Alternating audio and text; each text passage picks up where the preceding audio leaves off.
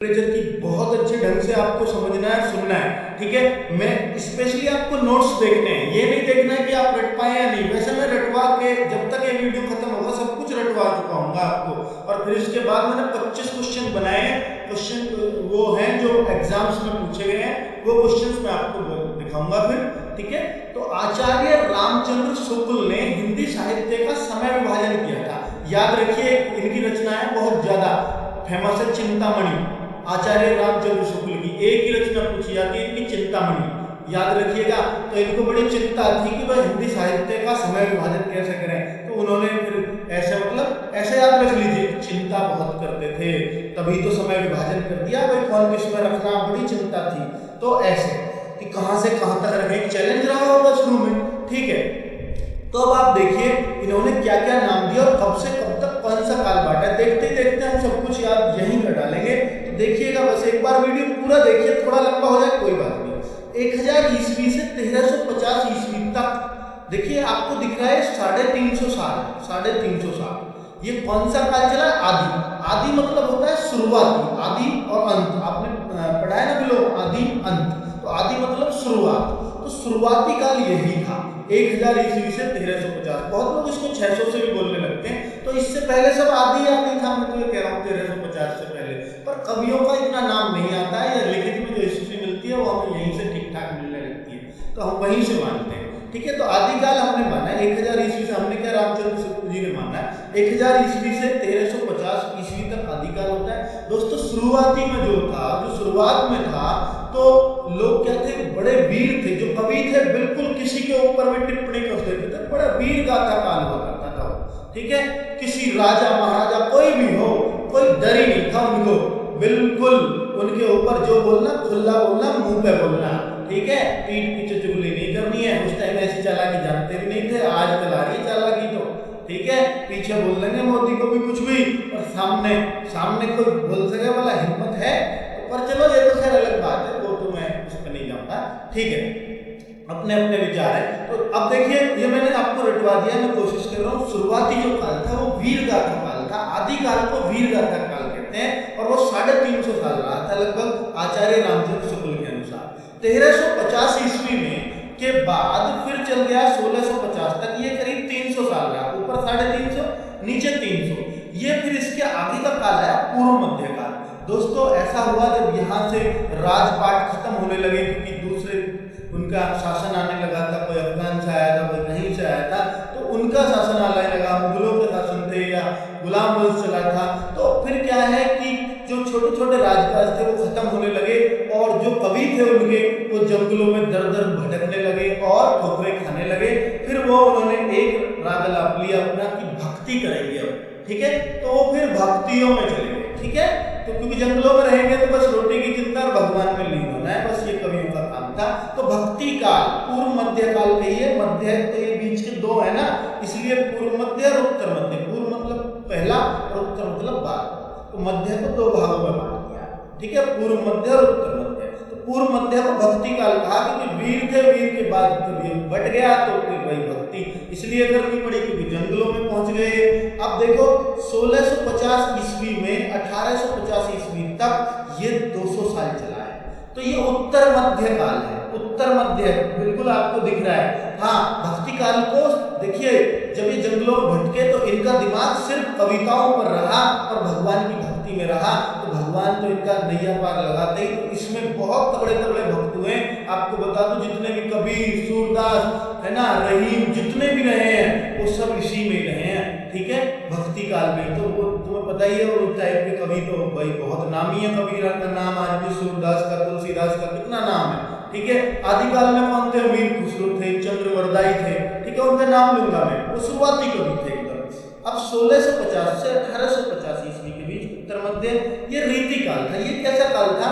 देखिए फिर से छोटे छोटे राज्य स्थापित होने लगे, लेकिन अब क्या है, इन भक्ति काल वालों जो कवि थे इनको जबरदस्ती बिठाते थे राजा अपने वहां लाके, क्योंकि अब दूसरा राजकाज आ गया था। तो अब क्योंकि वो पहले वाले राजा तो रहे नहीं, अब बाहर से आए हुए राजा बसे हैं, तो भाई वो अपनी मर्जी से गाँव से, ठीक है। अब क्या चाटुकारिता आ गई, चापलूसी आ गई कवियों में भी, नहीं तो ये मारेगा, जान से मार सके, तो भाई जिंदा भी तो रहना है। तो फिर वो राजाओं की बड़ाई मारते थे, जो वहां पे प्रदर्शन होते थे हर जगह बड़ा ही मानना, तो रीति सी बन गई थी ये, ऐसे याद रखिए आप, है ना। उत्तर मध्य काल में एक रीति चल गई, कभी एक बंधक रूप फील करने लगा, अपना दास के रूप में रहने लगा, ठीक है। तो जैसे जब राजा को एंटरटेनमेंट करना होता था तब इनको यूज किया जाता था, तो वो चीज हो गई। 1850 ईस्वी से अब तक आधुनिक काल चल रहा, कि 150 साल ही हुए, 2000 मान लो, 2018 लगा लो, तो अभी तक तो कम ही टाइम हुआ है इसको, और गद्य काल कहलाया। इसमें बड़े बड़े कवि हुए जिनको हम साहित्य अकादमी पुरस्कार, किसी को ज्ञानपीठ मिला, वो इसके मिले, पहले तो थे ही नहीं ना पुरस्कार। ज्ञानपीठ भी कब से चला, 1965 से, तो जो इसके बाद इस टाइम पे कवि रहे उनको मिले वो तो ज्ञानपीठ, साहित्य अकादमी। उन्हें मैं पढ़ाऊंगा, अगले वीडियो में पढ़ाऊंगा, बहुत जबरदस्त तरीके से पढ़ाऊंगा और ट्रिक से ही रखवाऊंगा, ठीक है। तो अब ये समझ में आई ना आपको कि भक्ति काल को स्वर्ण युग कहते हैं, रट जाएगा ना आपको। तो 6 भाग, अब आधुनिक काल को 6 भागों में बांटा, ठीक है, वो हम बताएंगे। गद्य काल को भारतेंदु युग भी कहा जाता है, ठीक है, ये आप याद रख लीजिए, बड़ा इंपॉर्टेंट पॉइंट है। तो भारतेंदु युग किसको बोलते हैं? गद्य काल को। वैसे पहले में तो गुंजाइश ही नहीं है भारतेंदु की, ठीक है। अब आ जाओ नीचे, आदिकाल या वीर गाथा काल के प्रमुख कवि। अब कवि और उनकी कृतियां ले लेते हैं, क्योंकि यहाँ से पढ़ना है मेन तो आपको, और ऊपर से भी क्वेश्चन बन सकता है, ठीक है, पर यहाँ से आपको रटवानी है। अमीर खुसरो सबसे पहले कवि थे, वीर गाथा काल के या आदिकाल के, पता ही आपको, आदिकाल को वीर गाथा काल कहते हैं। अमीर खुसरो तोताए हिंद बोले जाते हैं, क्योंकि तोताए हिंद सबसे पहले, अगर हिंदी के कोई कवि खड़ी बोली के बोले जाते हैं, खड़ी बोली के पहले कवि, खड़ी बोली थी हिंदी, तो उसके अगर कोई पहले कवि है तो अमीर खुसरो है, इसलिए तोताए हिंद, हिंदी का तोता, हिंदी बोलने वाला सबसे पहला कवि यही था। नजर ए हिंद, ठीक है, एक पुस्तक है, इनकी एक कृति है, याद रख लिए। वैसे 2-3 और भी हैं जो इम्पोर्टेंट है, पर इम्पोर्टेंट सिर्फ यही है, मुझे लगा, जो अब तक वैसे पूछी नहीं गई इनकी कृति, और बस इतना ही बहुत है। दूसरे पे आ जाओ, चंद्रवरदाई। चंद्रवरदाई आदिकाल के सर्वश्रेष्ठ कवि हैं, आपको मालूम होगा इनकी कृति पृथ्वीराज रासो। तो पृथ्वीराज रासो हिंदी का पहला महाकाव्य है।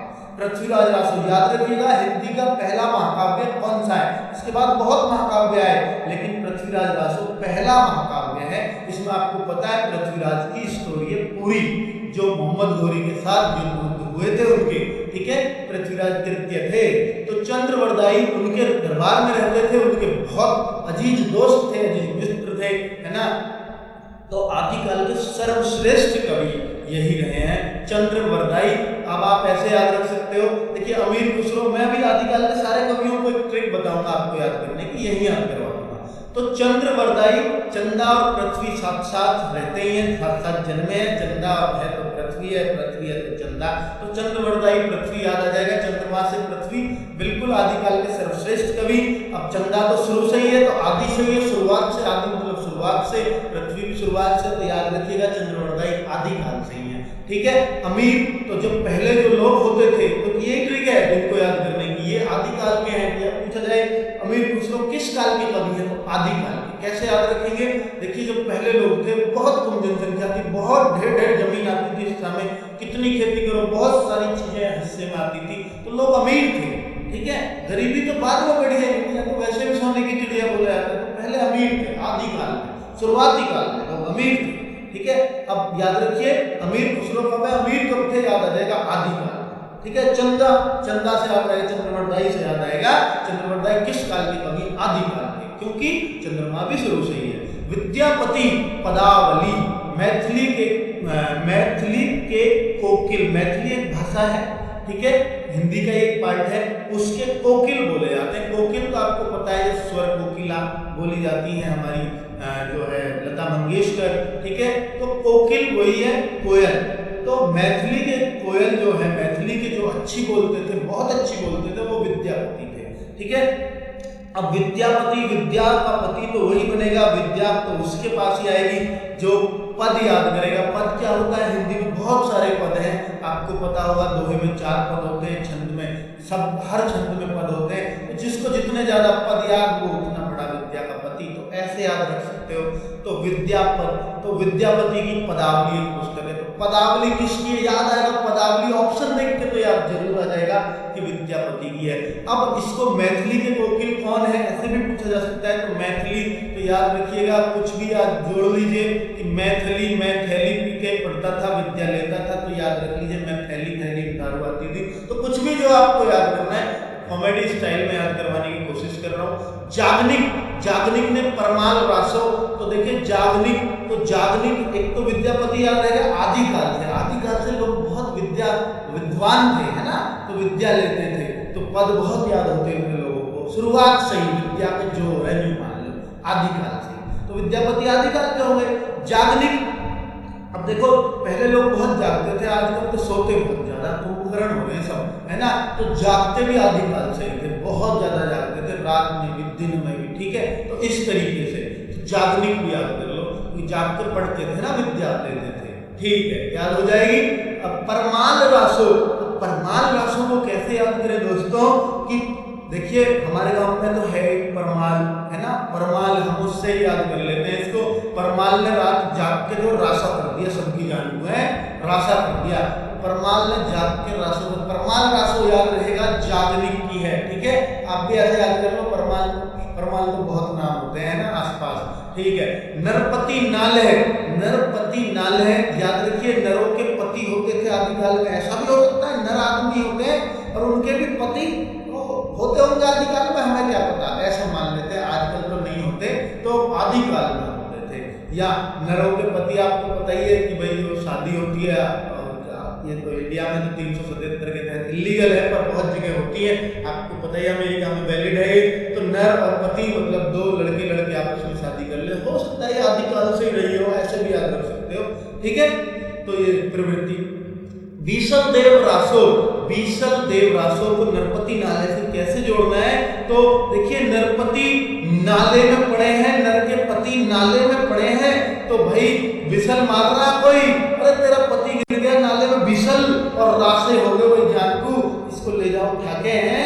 और जो भाई जब तो जो प्रेम कथा चला रहे बीसल देव, अब मान लो बिसल, तो प्रेम कथा है बीसल देव रासो, कैसे भी याद कर लेना। मैं आपसे पूछूं, देखिए अगर आपसे पूछूं तो याद हो जाएगा आपको कि जागनिक किसके आदिकाल के क्यों है, याद हो जाएगा जागनिक क्यों है आदिकाल के, क्योंकि जाग के लोग पढ़ते थे, है ना। तो जागनिक की एक कृति भी है परमाल रासो, परमाल ने रात जाग के रासा कर दिया था सबकी जान को, ठीक है। इस तरीके से आपको ध्यान रखना है, चीजों को याद करो, पढ़ो, याद हो जाएगी बहुत आराम से। मैं भक्ति काल पे जा रहा हूँ, देखिए आप अगर सोचें कि आदिकाल में सिर्फ 5 ही कवि हैं, बहुत सारे हैं, लेकिन मुझे सिर्फ 5 ही पढ़ाने हैं आपको, मेरे ख्याल से तो बहुत रहेंगे, ठीक है।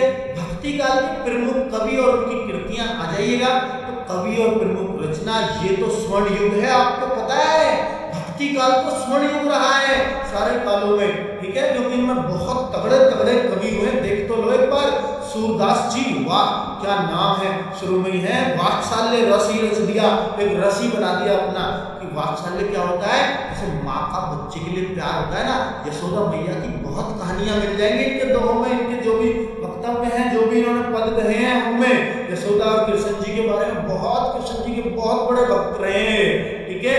और सूर सागर इनके अपने आप में रचनाएं, सूर सरावली, इनकी क्या ट्रिक बताऊं आपको, सूर लग तो रहा है ना सूरदास। अब साहित्य लहरी पे आ जाओ, साहित्य लहरी, अब सुर है तो लहर भी आएगी, है ना, सुर कोई अच्छे गाता है तो लय में गाएगा, लहर में गाएगा, साहित्य लहरी बिल्कुल याद हो जाएगा, साहित्य लहरी सूरदास जी की है, बिल्कुल उम्मीद करता हूं। भक्ति तो आपको पता ही है, तो कृष्ण जी की भक्ति करते थे, इसलिए भक्ति काल में तो जितने भी आप जानते हो बहुत आराम से आपको याद हो जाएंगे। तुलसीदास भक्ति बिल्कुल याद है, श्री राम के बहुत तगड़े भक्त थे, रामचरितमानस ही रचकाली, पता होगा आपको रामचरितमानस उनकी ही है, ठीक है। और दोहावली, कवितावली, गीतावली, श्री कृष्ण गीतावली, देखिए श्री कृष्ण के जो भक्त थे वो सूरदास जी थे, मीराबाई थी, लेकिन तुलसीदास ने एक श्री कृष्ण गीतावली लिखी है, ठीक है। इसमें बड़े कंफ्यूजन में आ जाते हैं हम, श्री कृष्ण गीतावली हम सूरदास की कह बैठते हैं क्योंकि कृष्ण जी के भक्त वही थे, तो नहीं, श्री कृष्ण गीतावली, अगर गीतावली लगा हुआ है तो वो तुलसीदास की है, याद रखिए। और गीतावली भी तुलसीदास की है, आवली जितने में लग रहा है सब तुलसीदास की है, ठीक है, तो याद रहेंगी। अब देखिए रामचरितमानस तो सब जानते हैं, अवधी भाषा में लिखी थी ये तुलसीदास जी ने, अवधी के ही कवि थे और अवधी में ही लिखेंगे, और तो भाषा ही नहीं जानते, अंग्रेजी में थोड़े लिख देंगे। रामलला नहीं हूं तो अब आप तो ये देखिए रामलला की जो कहानी है, राम की वो कहानी इन्होंने लिखी है ना, विनय पत्रिका में तो राम का जिक्र है, क्योंकि राम बड़े विनम्र आदमी थे। तो विनय पत्रिका याद रखिए, विनय से कोई बात बोलते थे, विनती करते थे, विनय, कोई भी बात है कभी गुस्सा तो आता ही नहीं था श्री राम को। रामायण देखी होगी आपने। हनुमान चालीसा क्यों रख दी? क्योंकि भाई देखो जब श्री राम आए तो हनुमान का नाम जरूर आएगा, क्योंकि हनुमान तो बहुत बड़े भक्त है श्री राम के, तो उनके बारे में भी इन्होंने एक चालीसा रख दी कि इनकी भी भक्ति करो, ये भी भगवान है, श्री शिव जी का रूप है ये भी, ठीक है। और पार्वती मंगल और जानकी मंगल, पार्वती मंगल जानकी मंगल याद रखिए, मंगल मंगल मंगल तो हनुमान जी के बारे में पता ही है आपको, मंगल जो दिवस है वो हनुमान जी का है, ऐसे याद रख सकते हो। तो पार्वती मंगल जानकी मंगल भी तुलसीदास जी की है, ठीक है, याद हो जाएंगे ना। देखिए राम से हम हनुमान पे आए, हनुमान से मंगल पे आए, बिल्कुल याद है कि मंगलवार हनुमान जी का दिन है। और आवली वाली तो सारी याद है आपको, अब मैं आपसे पूछूंगा बाद में, याद कर लेना। कबीर दास जी की जन्म तो मैंने ऊपर बोला ही नहीं, देखिए जन्म में आपको जन्म के लिए मैं अलग वीडियो बना दूंगा ट्रिक के साथ, यहाँ मैं जन्म की ट्रिक नहीं लेके आया हूँ, इतनी सारी ट्रिक ध्यान नहीं रहेंगी। तो जन्म रुनकता, जन्म कासगंज, ये तो आप लिख लीजिए, दोनों यूपी में पढ़ते हैं। देखो कितने महान महान कवि यूपी में हुए हैं, कितनी बड़ी बात है, हमारे यूपी के सम्मान की बात है। कबीर दास जी भी वाराणसी में जन्म हुआ था। जीके का क्वेश्चन भी बन सकता है, यूपी की जीके का, बहुत बढ़िया, जहां भी यूपी की जीके आती है वहां क्वेश्चन उठता ही है और उठना भी चाहिए, मैं तो कहता हूँ। कबीर दास जी वाराणसी में पैदा हुए, बिल्कुल इनकी बीजक शबद रमैनी, इनको तो कौन नहीं जानता, सभी लोग तो जानते हैं। अब ये कुछ मैंने और ऐड कर दिए इनमें, साखी ग्रंथ है ना, अनुराग सागर, ये किसी भगवान की भक्ति में तो इनको नहीं कहूंगा, क्योंकि इन्होंने जीवन के उद्देश्य बहुत सुझाए हैं, ठीक है। तो बहुत सारी चीजें इन्होंने सुझाई है हमें, बहुत सारी बातें, इनकी बहुत ज्ञान की बातें हैं, अनपढ़ माना जाता है लेकिन ज्ञान तो कूट कूट कर भरा था। ग्रंथावली रचनावली है ना, तुमको आवली वाली तो सब तुलसीदास की बताई, दोस्तों उनका नाम पढ़ लो। ग्रंथावली और रचनावली नहीं, ग्रंथ और रचना इन्होंने भी रचे है ना, तो इनको ग्रंथावली और रचनावली कैसे भी आप थोड़ा सा तो मेरे साथ दे देना, इनको तो पढ़ ही सकते हो है ना। अनुराग सागर तुम क्या हो, तो वो तो सूर सागर है पीछे, तो सूर सागर है, उसमें लग रहा है यहाँ अनुराग सागर लग रहा है। साखी ग्रंथ भी आप रट लीजिएगा, ग्रंथ और ग्रंथ यहाँ भी आ रहा है, दोनों कबीर के हैं। अब बीजक शब्द रमैनी सब लोग जानते हैं, कबीर बीजक, बीजक, ठीक है, याद रहेगा ना। शब्द तो कबीर के तो शब्द लाजवाब थे, और ये रम पी के गाते थे शब्दों को, तो शब्द तो ऐसे ही लाजवाब निकलेंगे, कोई डर नहीं, कुछ नहीं है। तो रमैनी, रम ऐसे याद रखिए, रम पी के शब्द निकाले ना, इसलिए। तो अब ऐसे आगे आगे आ जाइए, बोलने में हो जाता है कभी कभी, रम की बात आ गई ना, हालांकि पीता नहीं हूं मैं, पर फिर भी अरे मैं छूता ही नहीं हूं यार। चलो, रसखान अमरोहा, दोस्तों एक बात समझ लेना, बहुत मेहनत करिए इस वीडियो को बनाने में, बहुत ही ज्यादा मेहनत करिए। आज मैं 60,000 सब्सक्राइबर पे हूँ, अब 60 से 1 लाख पहुंचाने तुम्हें अगले 2 महीने में, तुम्हारा काम है, कैसे पहुंचाते हो तुम पहुंचाओगे, बाकी तो देखो ऐसा नहीं, तो देखो मेहनत करने का मन तभी करता। मुझे कोई पैसे का, एक पैसे का लालच नहीं है, ना मैं कभी कमाना चाहता हूँ। YouTube से अगर मैं कुछ कमा भी पाया तो मैं कोशिश करूंगा उसको चैरिटी में लगा दूं, लोगों की हेल्प में लगा दूं, किसी भी तरीके से लगा दूं। अब भी मैं करता हूं लोगों की हेल्प, ऐसी कोई बात नहीं है। पर फिर आज तुम इतना कर देना, मैं तुम्हारे जितने भी कमेंट आते हैं ना उनके लिए वीडियो बनाता हूँ। कोई भी वीडियो मेरा कमेंट के लिए होता है, कमेंट से जो दिल बाग बाग हो जाता है ना, तो ऐसा मत लिखो फैंटास्टिक वीडियो या वेरी नाइस वीडियो, थोड़ा 2-4 शब्द लिख दो, एक आध लाइन लिख दो। मैं इतनी लाइन लिख रहा हूँ तुम्हारे लिए, तो थोड़ा सा बड़ा सा लिख देंगे ताकि बड़ाई सी हो जाए, दिल बाग बाग हो जाए, हैं। तो अगली वीडियो का फिर मन बनता अपने आप ही है, दिन रात मेहनत करने का मन करता। आज ईद की छुट्टी थी मेरी, पर मैं आप लोगों के लिए पूरा दिन लगा रहा हूँ इस वीडियो को तैयार करने में, क्योंकि पूरा गागर में सागर भरने की कोशिश है, ठीक है। बहुत सारा सामान है, अभी तो एक और वीडियो बनाऊंगा तब होएगा, तुम्हें लगेगा कुछ छुटा ही नहीं है। रसस्थान, क्योंकि रसस्थान देखिए, प्रेम वाटिका, रसखान प्रेम वाटिका, तो देखिए रस तो होता ही है प्रेम में, बताया ना श्रृंगार रस होता, तो रसखान प्रेम वाटिका बिल्कुल। तो रसखान भी किसके, भक्ति के, भक्ति में भी तो रस है, ठीक है। रहीम तो भक्ति के याद है, तो पता है आपको, सबने भक्ति करी है इनने। तो रहीम की तो रहीम दोहावली, रहीम सोरठा नाम, तो जैसे सुर में लग रहा, रहीम में लग रहा। अब बरवे नायिका को कैसे याद रखें, बरवे नायिका को ऐसे याद रख लो, देखो राम रहीम है ना, राम रहीम खूब जानते हो, बाबा को तो कोई नहीं भूलेगा राम रहीम को, नाम बहुत कमाया राम रहीम ने, पर किसकी वजह से कमाया, एक नायिका की वजह से ही कमाया उन्होंने, नायिका बहुत पसंद थी, पता है ना आपको। चलिए, तो रहीम नायिका याद रखिए, बरवे नायिका इन्हीं की है। मीराबाई राग गोविंद है ना, गोविंद श्री कृष्ण जी को बोलते हैं, श्री कृष्ण जी की इतनी बड़ी भक्ति किसी ने देखी हो, ठीक है। मीराबाई बहुत बड़ी भक्ति कृष्ण जी की, और नरसिंह जी का मायरा है, तो मैंने ऐसे लिख दिया, राग गोविंद कर लेना, इसको देख लेना एक बार। गोविंद कहते हैं कृष्ण जी को, मीराबाई उनकी भक्ति, ठीक है। मीराबाई भक्ति तो भक्ति काल में ही आएंगी, है ना, एक वीणा सा लगा रहता है हाथ में, मीराबाई की तस्वीर भी देखी होगी आपने। और रैदास तो इनके गुरु थे, इनकी तो दासी थी, दासी तो कृष्ण जी की थी, लेकिन इनकी जो है शिष्या थी रैदास जी की, और इनका जन्म काशी में हुआ। जो मैंने नहीं लिखे हैं वो दूसरे स्टेट में जन्म हो सकता है, रहीम जी का लाहौर में हुआ था, ठीक है। उस टाइम तो पाकिस्तान थोड़ी था, भारत ही था सब कुछ। मीराबाई का राजस्थान में हुआ है, ठीक है, राजस्थान वाले देख रहे हो तो। रैदास का जन्म काशी में हुआ है, यूपी में पड़ता है काशी, आपको पता होना चाहिए। तो रैदास मीरा जी के गुरु, देखो गुरु कहाँ बनाए, कहाँ राजस्थान है, कहाँ ज्यादा फर्क नहीं है इनमें, फर्क तो है, कैसे नहीं है, मीरा जी के गुरु है, याद रखना। इनका कोई खास ग्रंथ नहीं, इनके पर जो पद है ना, पद लिखे हैं इन्होंने, वो गुरु ग्रंथ साहिब में शामिल है। गुरु ग्रंथ साहिब सब जानते हैं, सिखों का, जैसे बाइबल क्रिश्चियन की, हिंदुओं की गीता, कुरान मुस्लिमों का, तो ऐसी गुरु ग्रंथ साहिब जो है पवित्र ग्रंथ है सिखों का, ठीक है, और उसमें इनके पद शामिल हैं। अब आप सोचिए, तो सिखों के गुरु भी तो रामदास, अमरदास, तो दास तो ऐसे ही याद रह जाएगा अब आपको, ठीक है, क्योंकि उनके गुरु उनमें शामिल हुए इसके, इनके पद। चलिए अब देखिए, मलिक मोहम्मद जायसी पद्मावत, गुरु ग्रंथ साहिब आपको जी के क्वेश्चन याद करो तो अर्जुन देव ने लिखी, पता है आपको, अर्जुन देव की है ना, उनके गुरु हैं पांचवे, जिनको फांसी पे लटका दीवार में चिनवा दिया था, पता है आपको किसने, ठीक है, जहांगीर ने। मलिक मोहम्मद जायसी पद्मावत एक महाकाव्य है, तो पद्मावत एक महाकाव्य है, बिल्कुल याद रखिए। ये तो पद्मावत मूवी देखी हो तो मलिक मोहम्मद जायसी का बहुत नाम आया था, बिल्कुल आप याद रख लीजिए, ठीक है। ये तो मलिक काफूर भी था इस फिल्म में, मलिक काफूर है ना, तो वही मलिक सही याद रख लो, उसमें फिल्म देखी हो तो मलिक काफूर याद आ रहा होगा, जो सलाउद्दीन खिलजी का परम मित्र था, नर मित्र था, जैसे भी आप कहो। सूफी परंपरा के कवि रहे हैं। सूफी परंपरा कौन सी थी, यूपी में प्रचलित थी, आपको पता है, रायबरेली यूपी में इनका जन्म हुआ।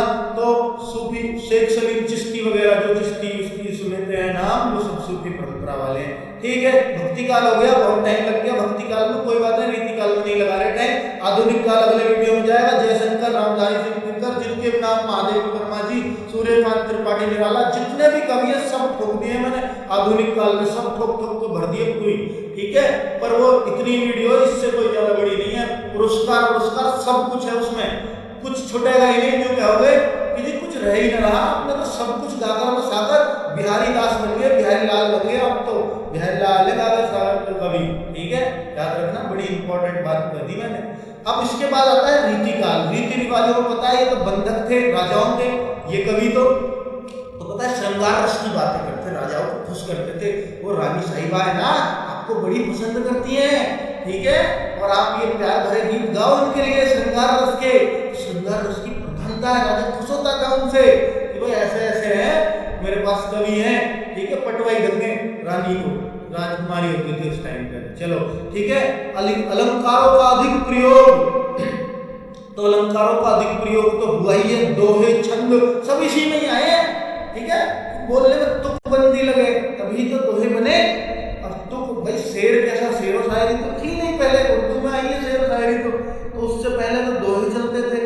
अब दोहा मार दिया, शेर मार दिया है, और श्रृंगार रस का मार दिया, तो समझ लो कुछ मोहित है, ठीक है, अगली वाली जो भी है, तो इसलिए प्रधानता हुई उन सब चीजों की। देखिए मैं आपको हिस्ट्री बता रहा हूँ, ये कोई ऐसा ही नहीं है अपने पास से ढलवा रहा हूं, तुम्हें ये ट्रिक नहीं थी, ये हिस्ट्री थी कि रीतिकाल श्रृंगार रस में आया। ठीक है। अब केशव दास रामचंद्रिका छंदमाला, केशव दास ये तो रट लो, पहले कवि थे, कोई खास नहीं, कोई पूछा नहीं जाता, छंदों की तो माला बनी है पूरे उसमें। केशव दास किसके थे? रीति काल के थे। तो रीतियों केशव कहते थे कृष्ण जी को, तो कृष्ण जी रीतियां तो मानते ही नहीं थे, रीति काल के कवि याद रखिए केशव दास जी हैं। बिहारी लाल, तो बिहारी जो है, बिहारी लोग जो होते हैं रीतियों पर बहुत चलते हैं, छठ पूजा पूरे मन से मनाते हैं, रीति रिवाजों को बहुत मानते हैं, ऐसे याद रख लीजिए रीति लाल, है ना। तो श्रृंगार रस के कवि रहे हैं बिहारी लाल, श्रृंगार रस के कवि रहे हैं, सबको पता होगा। सिर्फ एक ही रचना है कि बिहारी सतसई, बहुत इंपॉर्टेंट है, तो पूरी नाम ना देके ये भी पूछ लेता है सतसई किसकी जो है कृति है, तो बिहारी की कहोगे आप, बिहारी लाल की कहोगे। सतसई कृति किसकी है? सतसई आके दोहे रहे, खूब सुना होगा आपने। ठीक है, 719 दोहे एक ही कृति में, और इतने ज्यादा श्रृंगार रस का प्रयोग है ना, मतलब राजा थे इनको, मतलब ऐसे मारते थे, शेर और शायरी चलती थी इनके दोनों से, तो गागर में सागर भर डाला था इन्होंने। ठीक है, सब कुछ है इसमें, बहुत कुछ है। ठीक है, एकमात्र कृति है बिहारी की, बहुत महाकवि कहलाए एक कृति से ही। 719 दोहे पूछा हुआ है, याद रखना। श्रृंगार रस के कवि है, राजा जयसिंह के दरबार में रहते थे, ये भी अपने आप में इंपॉर्टेंट क्वेश्चन बन गया। राजा जयसिंह से ज्यादा बिहारी लाल ने नाम कमाया, पता है आपको। ब्रज भाषा के कवि हैं, ब्रज भाषा में क्यों? देखिए, ग्वालियर में जन्म हुआ, मध्य प्रदेश में ग्वालियर पड़ता है, ससुराल इनकी मथुरा में थी। ठीक है, उस टाइम पे तो स्टेट ऐसे नहीं थे, तो बाद में बने, तो ससुराल तो मथुरा में पड़ती थी, ये वहीं पर रहे थे, बचपन युवावस्था वहीं बीती। तो जहाँ बचपन और युवावस्था बीतेगी, जहाँ बचपन बीतेगा, बच्चा वहीं की तो बोली सीखेगा। मथुरा में तो ब्रज भाषा चलती है ना, पता है ना आपको, इसलिए ब्रज भाषा के कवि थे। ठीक है, ससुराल इसलिए लिखनी पड़ी, मुझे नहीं की जरूरत नहीं पड़ती ब्रज भाषा समझाने को आपको। ठीक है, उम्मीद करता हूँ इनकी हिस्ट्री आपको पूरी पता चल गई, जीवन शैली पूरी पे प्रकाश डाल दिया मैंने इतने में ही। गागर में सागर है भी, घनानंद विरह लीला, विरह की गीत घने आनंद। और भाई विरह के गीत मतलब विरह होता है अलग होना, अलग कब होगा? जब प्यार होगा, प्यार में तो घने आनंद में ही रहे, ब्रेकअप के गीत गाए यहाँ पे श्रृंगार रस में, विरह लीला लिखी इन्होंने। तो कृष्ण कांड, तो कृष्ण कांड, कृष्ण जी तो आपको पता घने आनंद में रहते थे, गोपियों से घिरे रहते थे, तो घना आनंद कृष्ण कांड याद रहेगी ना।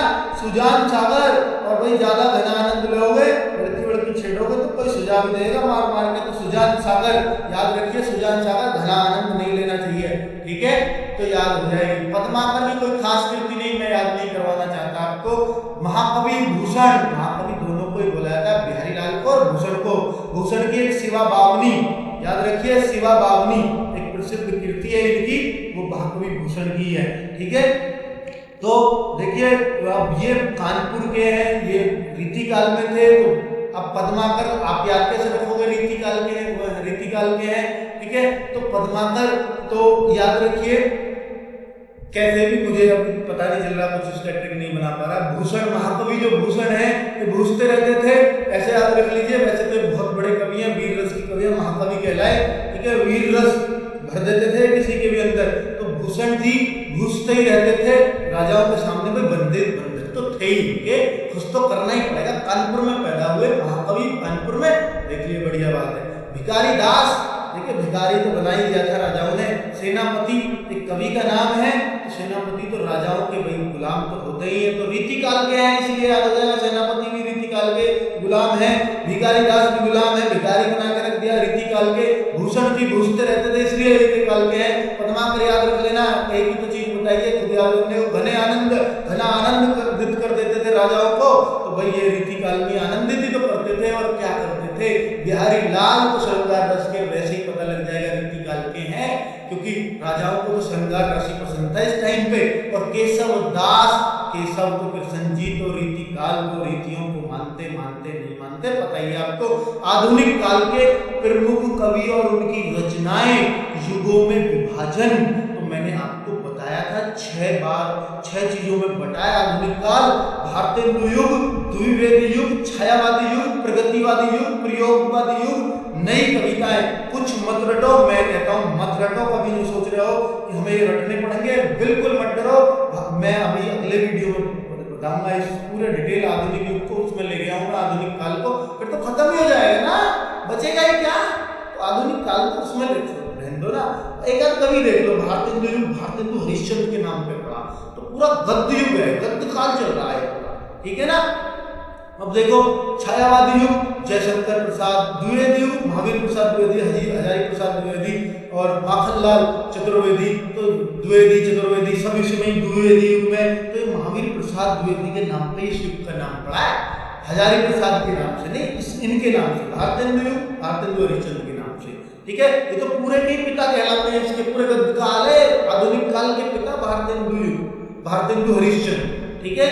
छायावादी जयशंकर प्रसाद, महादेवी वर्मा, ठीक है, और भी बहुत सारे हैं, ठीक है। रामधारी सिंह दिनकर, मतलब इसमें छायावादी युग में नहीं, सबसे बड़े प्रणेता तो जयशंकर प्रसाद है, एक का नाम है रामधारी सिंह दिनकर, या मैं सुमित्रा नंदन पंत और कहूँ तो कोई दो दो तीन तीनों में भी आ रहे हैं, इसमें भी आ रहे हैं, इसमें भी आ रहे हैं, कुछ कृति इसमें कहीं, कुछ इसमें कहीं, क्योंकि इनमें ज्यादा 10-20 साल का अंतर है, युगों में ज्यादा अंतर नहीं है। प्रयोगवादी युग, इनमें कोई मुझे खास मिले नहीं। प्रयोगवादी युग के अज्ञे और धर्मवीर भारती जी। नई कविताओं में तो आपके आ जाएंगे कुमार विश्वास, जो आजकल चल रही है, ठीक है, और बहुत सारी कविताएं और भी हो सकती हैं, तो इनमें तो मैं अब किस किस का नाम तो तुम्हें पता ही है। चलिए, तो अब आपको पता लग गया, कुछ आइडिया हो गया आधुनिक का, जो हम आगे पढ़ेंगे, जितने भी जिसको जो पुरस्कार मिले हैं सब मैं जिक्र करूंगा, सारे कवियों को पढ़ाऊंगा, कुछ नहीं छोड़ूंगा, मुंशी प्रेमचंद वगैरह सब कुछ टोटली पढ़ेंगे, किसकी क्या करती है, ट्रिक से याद करेंगे।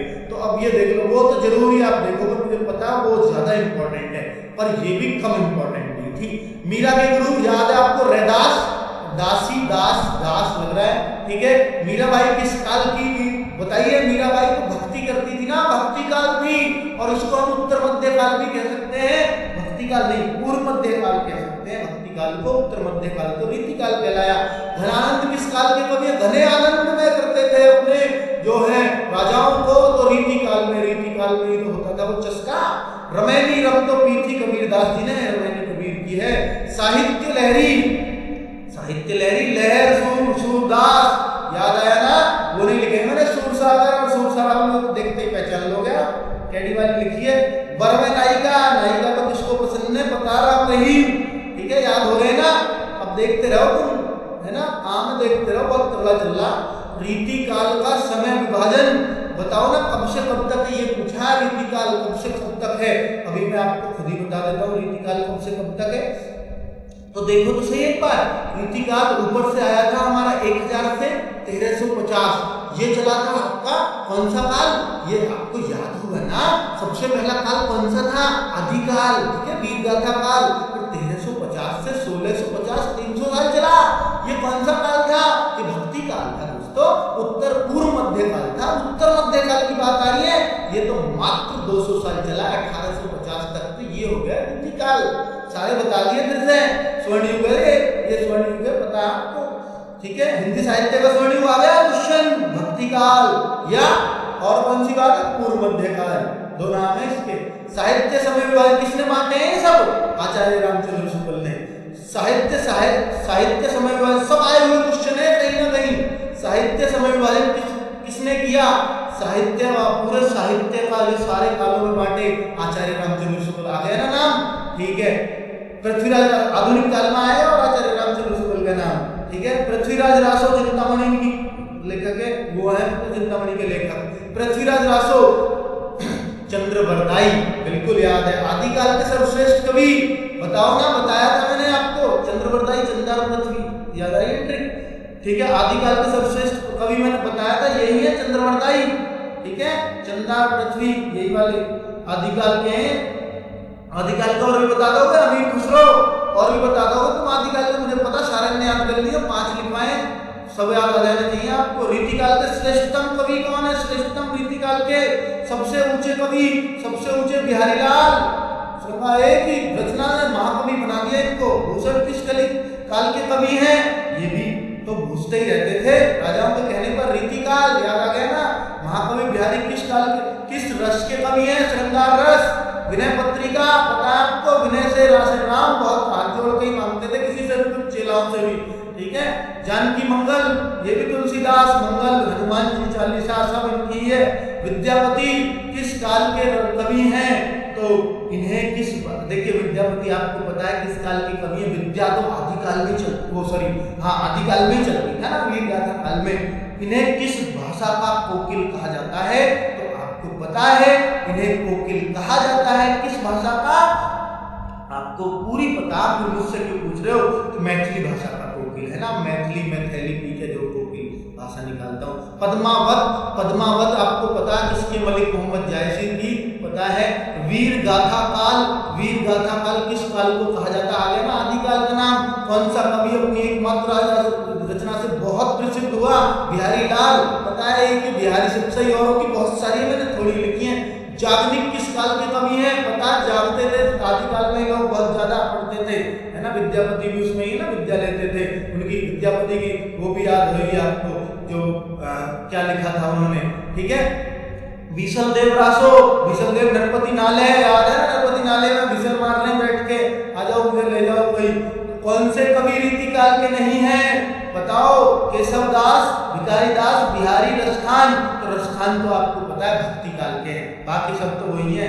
प्रेम वाटिका किसकी है? रसखान की। रस तो बहुत है ना प्रेम में, रसखान श्रृंगार रस होता है। कौन से कवि भक्ति काल से संबंधित नहीं है? आपको पूरा पता होगा भक्ति काल से संबंधित कौन से कवि हैं, तो कौन से नहीं है। तो देखिए ना कौन से नहीं है। अमीर खुसरो तो आदिकाल के ना, खूब पता आपको। ओके दोस्तों, अच्छा लगा तो लाइक कर देना और कमेंट जरूर कर देना, सब्सक्राइब तो कर लिया।